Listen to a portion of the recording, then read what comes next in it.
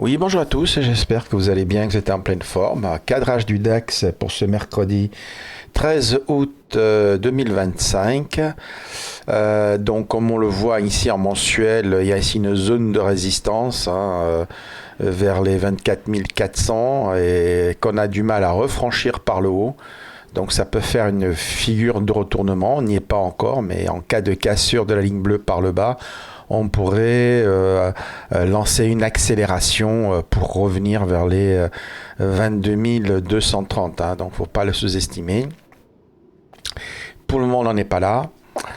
La journée d'hier, elle a été marquée par les chiffres de l'inflation US qui étaient, on va le dire, meilleurs que prévu.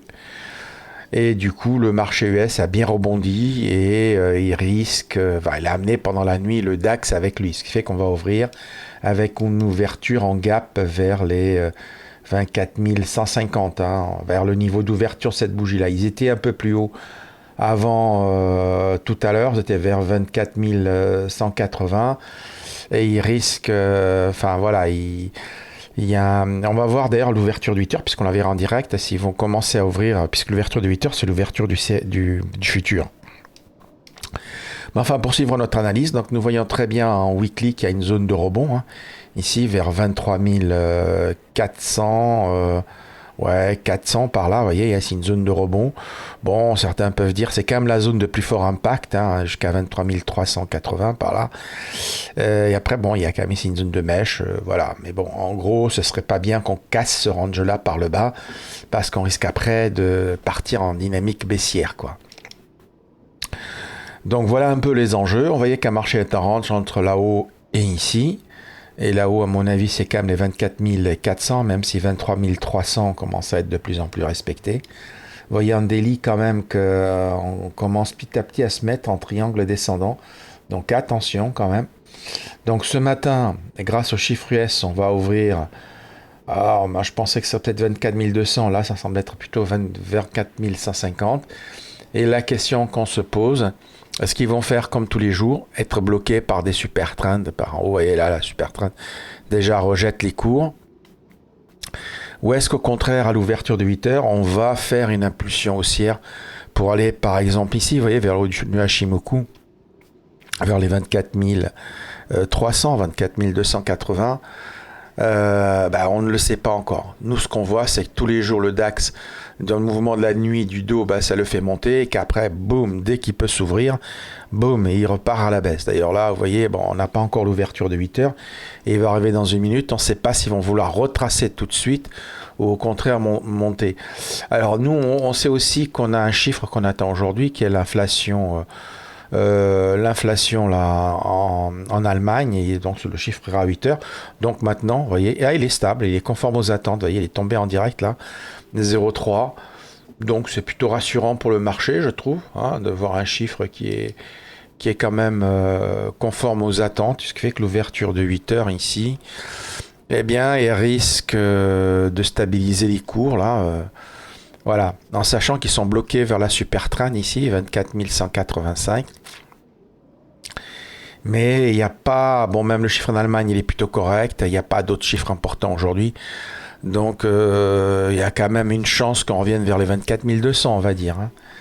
Maintenant, rien n'est gagné. 8 heures, ça s'est pas effondré. Bon, c'est pas gagné, quoi. Voilà, c'est tout ce que moi je veux dire, quoi. Tous les jours, ils finissent, ils ouvrent avec un gap à la hausse et puis après ils vont très vite le combler parce qu'ils n'ont pas de jus, ils n'ont pas de force, et ils vont aller un peu plus bas.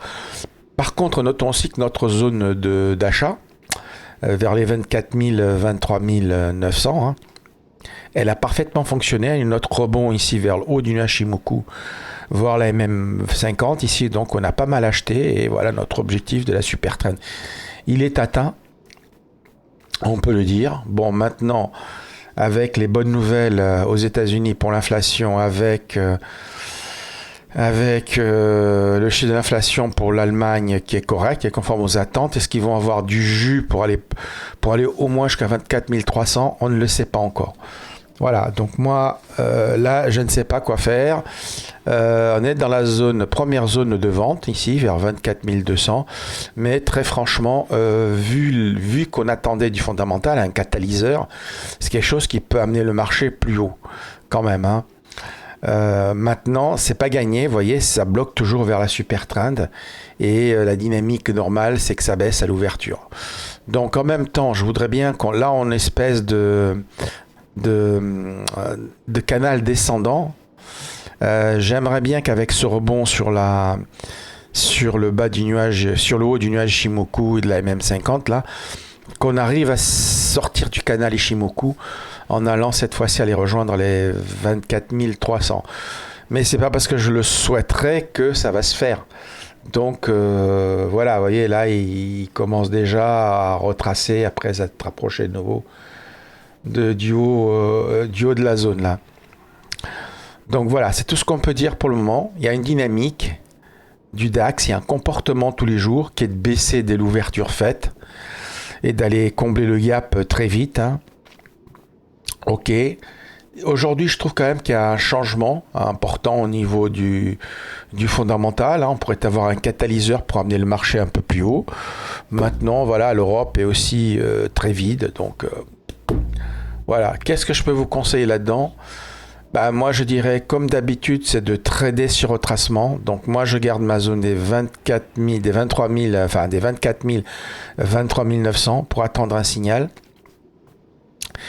Et la deuxième chose qui me paraît important, bon, nous, on est acheteurs, enfin, vous, en intraday, vous devez faire que des achats. Donc, cherche de trouver les meilleures zones. Il faudrait que cette zone-là tienne déjà, puisqu'après nous, on doit se retourner si on casse ici, cette zone-là, à des 24 900, vous voyez là, qu'on arrive à clôturer en dessous, là, ça sera pas bon.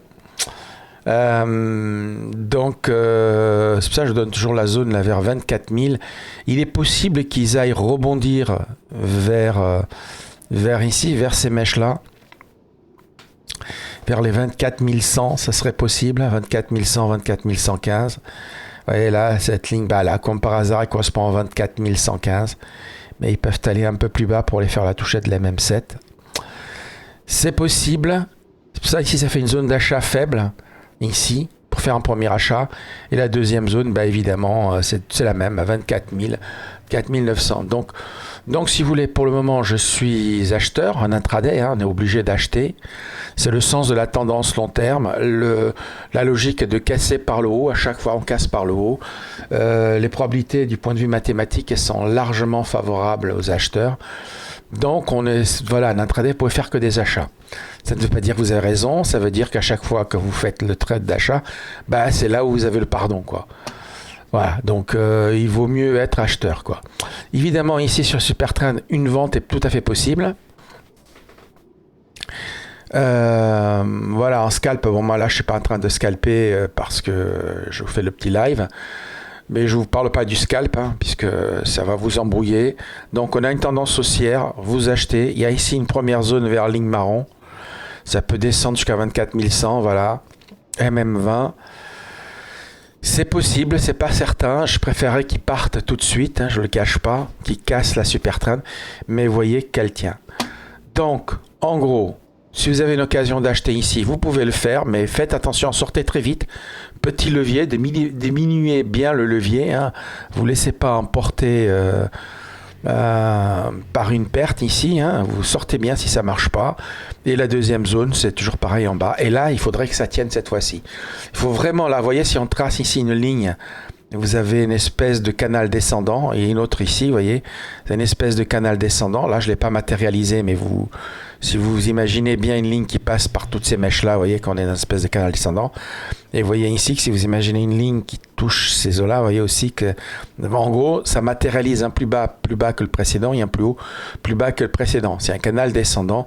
Et donc là, on arrive dans le haut du canal descendant. Donc, on est plutôt dans une zone de vente. Voilà. Donc, intervenez toujours sur retracement si vous avez l'occasion. Et c'est tout ce que je peux vous dire pour aujourd'hui. Vous avez en gros le plan. Il y a des raisons quand même, pour une fois, le fondamental pourrait apporter un catalyseur pour que ça casse par le haut. Mais en réalité, on le voit, hein, le DAX, là, vous voyez, après l'ouverture, où ils ont eu leurs chiffres de l'inflation en Allemagne, très vite, ils sont revenus au point de départ. Voilà, donc, faut pas acheter plus haut, faut acheter sur retracement vers les deux zones que je vous ai dites. Et c'est tout ce que vous pouvez faire là-dessus. Et la limite, c'est ici. D'ailleurs, je devrais l'agrandir un petit peu, cette zone-là, si j'y arrive, voilà. Voilà, il ne faut pas qu'on s'enfonce là-dessus. S'il y avait une clôture H1 sous ces mèches-là, les 24 900, voilà, ou sous cette zone grise-là, vous touchez plus à rien. Vous n'achetez plus. On commencera petit à petit à essayer de vendre sur rebond. Hein. Voilà, là, il y avait un beau rebond. Voilà, c'est tout ce que moi je peux vous dire. Vous voyez que là, ça tient pas. Et que l'ouverture du futur, les gars, ils retracent déjà. Donc, c'est pas un bon signal. Hein. Voilà, c'est tout ce que je peux vous dire. On travaille toujours sur rebond. On est dans un canal descendant. Pour le moment, c'est pas favorable aux acheteurs. Et nous, on reste acheteurs là-dedans. C'est pour ça que j'ai pas trop envie de vous donner la zone faible, mais plutôt la zone forte ici. Et il faut qu'on ait le signal. Et ça risque de se faire en fin de journée. Et comme d'habitude, pour les acheteurs, c'est compliqué hein, en ce moment. C'est normal. En même temps, on est le mois d'août. C'est un mois faible hein, où beaucoup d'investisseurs sont en congé. Donc, vous emballez pas. Si ça marche pas, vous sortez. Vous voyez que moi, en intraday, je fais qu'à des achats. Et à chaque coup, ça marche. Et ça veut pas dire que ça va tenir à la hausse au mois d'août. Hein. Ça veut simplement dire qu'on fait ce qui est logique de faire par rapport à un plan, par rapport à une logique. Et aussi par rapport au mat. Il faut être dans le sens des acheteurs. Voilà, tant qu'on n'a pas cassé cette zone-là. Voilà, je vous ai tout dit pour la journée. Il ne faut pas la peine de radoter. Le fondamental, je vous ai donné un overview et vous voyez que pour le moment il retrace déjà à 8 heures et voilà quoi, le marché européen il est faible, très faible hein, et on verra à 9 heures ce qui va se passer quoi, mais bon ça fait pas rêver quoi, voilà, donc dès qu'il y a la super trend qui bloque, ça y est, il retrace quoi. Voilà, c'est tout ce que je peux vous dire. Soyez prudents, passez une bonne journée et sur ce, je vous dis à bientôt. Bye bye.